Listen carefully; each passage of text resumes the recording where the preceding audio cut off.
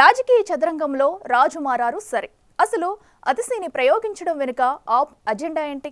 ఇప్పుడు ఢిల్లీలో కొత్త సీఎం అతిశీ ఆప్ను ఎలా నడిపిస్తారు? అంతకు మించి బీజేపీని ఎలా ఎదుర్కొంటారు?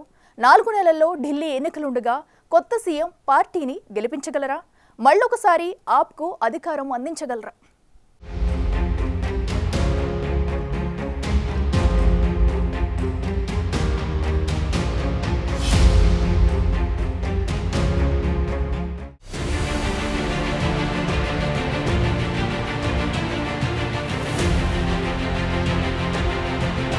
రాజకీయాల్లో ఎప్పుడు ఏం జరుగుతుందో ఖచ్చితంగా చెప్పలేం.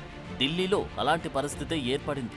ఢిల్లీ లిక్కర్ స్కామ్ కేసులో జైలుకు వెళ్లిన ఢిల్లీ సీఎం అరవింద్ కేజ్రీవాల్ అనూహ్యంగా 2 రోజుల క్రితం తన సీఎం పదవికి రాజీనామా చేస్తారని ప్రకటించారు. 2 రోజులుగా నెలకొన్న సందిగ్ధానికి ముగింపు పలుకుతూ సెప్టెంబర్ 17న ఢిల్లీ సీఎంగా రాష్ట్ర మంత్రి అతిశీ తదుపరి ముఖ్యమంత్రిగా బాధ్యతలు చేపట్టారు.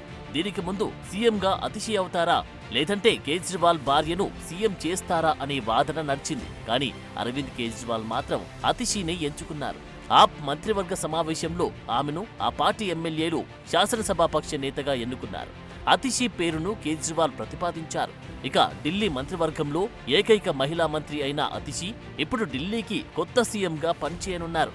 కేజ్రీవాల్ జైల్లో ఉన్నప్పుడు తీవ్రమైన బీజేపీ దాడులను ఎదుర్కొంటూ ఆమె కీలకంగా వ్యవహరించారు.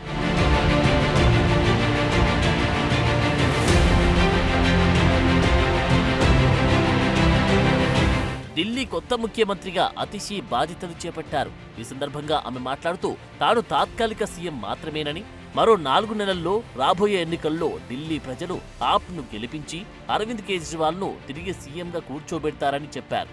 అరవింద్ కేజ్రీవాల్ నన్ను నమ్మారు గనుకనే సీఎంగా ప్రతిపాదించారని, ఆయన నమ్మకాన్ని వమ్ము చేయకుండా పనిచేస్తానన్నారు. అయితే గత ఏడాది ఫిబ్రవరిలో మద్యం పాలసీ కేసులో మాజీ ఉప ముఖ్యమంత్రి మనీష్ సిసోడియా అరెస్టైన తర్వాత దక్షిణ ఢిల్లీలోని కల్కాజీ ఎమ్మెల్యేగా ఉన్న 43 ఏళ్ల అతిశీ ముఖ్య నేతగా గుర్తింపు పొందారు. అప్పటి వరకు సిసోడియా నేతృత్వంలో విద్యాశాఖ బాధ్యతలు ఆమెకు అప్పగించారు.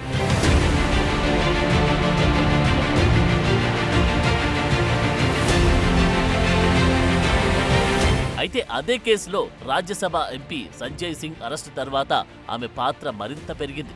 కేజ్రీవాల్ అరెస్టు తర్వాత అతిశీ, ఆమె సహోద్యోగి సౌరభ్ భరద్వాజ్కు కీలకమైన పోర్ట్ఫోలియోలు వచ్చాయి. భరద్వాజ్కు ఆరోగ్యం, నీటి శాఖలు రాగా అతిశీకి పబ్లిక్ వర్క్స్ శాఖ వచ్చింది. తర్వాత పరిణామాల్లో ఆమె పార్టీ తరపున అలుపెరుగని పోరాటానికి నాయకత్వం వహించడం ప్రారంభించారు. ఈ జూన్లో హర్యానా ప్రభుత్వం ఢిల్లీకి చేస్తున్న నీటి కేటాయింపుల్లో వివక్షతకు వ్యతిరేకంగా నిరవధిక నిరాహార దీక్ష చేశారు అతిశీ. ఇలాంటి కీలక సమస్యలను పరిష్కరించడంలో అతిశీ నిబద్ధతను చూసి ఆమె పార్టీలో మరింత బలమైన నాయకురాలిగా మారారు. ఈ ఏడాది ఆగస్టు 15న స్వాతంత్ర దినోత్సవ వేడుకల్లో జాతీయ జెండాను ఎగరవేయడానికి కేజ్రీవాల్ జైల్లో నుండి అతిశీని ఎంచుకున్నారు. లెఫ్టినెంట్ గవర్నర్ వీకే సక్సేనా ఆ ప్లాన్ను సక్సెస్ చేయనప్పటికీ ఆప్ నాయకత్వం అతిశీపై అపారమైన విశ్వాసముంచింది. అది అతిశీని ఇప్పుడు ముఖ్యమంత్రిగా నిలబెట్టింది.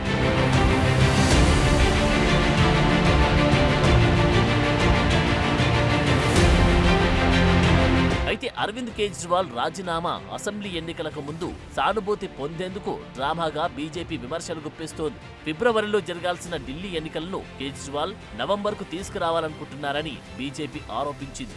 అయితే సుప్రీంకోర్టు బెయిల్ ఉత్తర్వులను సమర్థించేందుకు ఓటర్ల నుండి క్లీన్ చిట్ కోరుతామని బెయిల్పై బయటకొచ్చిన కేజ్రీవాల్, సిసోడియాలు అంటున్నారు. దీనికి ముందు ఢిల్లీలోని ఆమ్ ఆద్మీ పార్టీ ప్రభుత్వాన్ని బర్తరఫ్ చేయాలని డిమాండ్ చేస్తూ రాష్ట్రపతి ద్రౌపది ముర్ముకు బీజేపీ ఎమ్మెల్యేలు మెమోరాండం సమర్పించారు. అయితే ఈ మెమోరాండంను రాష్ట్రపతి హోం వ్యవహారాల మంత్రిత్వ శాఖకు ఫార్వర్డ్ చేయడంతో ఢిల్లీలో రాజకీయం పీక్స్కు చేరింది. ఢిల్లీ సీఎం అరవింద్ కేజ్రీవాల్ జైలు శిక్ష కారణంగా పరిపాలన పనుల్లో జాప్యం జరుగుతుందని, దానివల్ల రాజ్యాంగ సంక్షోభం ఏర్పడుతుందని బీజేపీ రాష్ట్రపతికి లేఖ రాసింది. అందులో ఆ ప్రభుత్వాన్ని బర్తరఫ్ చేయాలని కోరారు.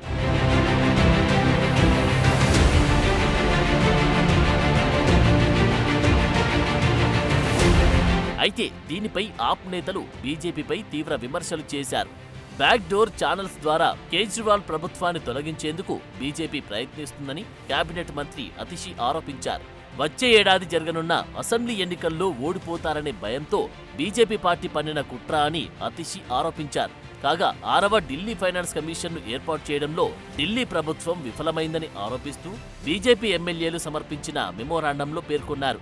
అవినీతి ఆరోపణలపై 4 నెలలకు పైగా జైల్లో ఉన్న తర్వాత రాజీనామా చేయడానికి కేజ్రీవాల్ నిరాకరించడం పరిపాలన స్తంభించిపోవడానికి కారణమైందని ఢిల్లీ బీజేపీ ప్రకటించింది. ఢిల్లీలో పాలన పూర్తిగా కుప్పకూలుతున్నా రాజీనామా చేయడానికి కేజ్రీవాల్ నిరాకరించారని తెలిపారు. దీన్ని రాష్ట్రపతి హోంశాఖకు పంపించడంతో సీఎం కుర్చీలో మరొకరిని కూర్చోబెట్టాల్సి వచ్చినట్టు తెలుస్తోంది.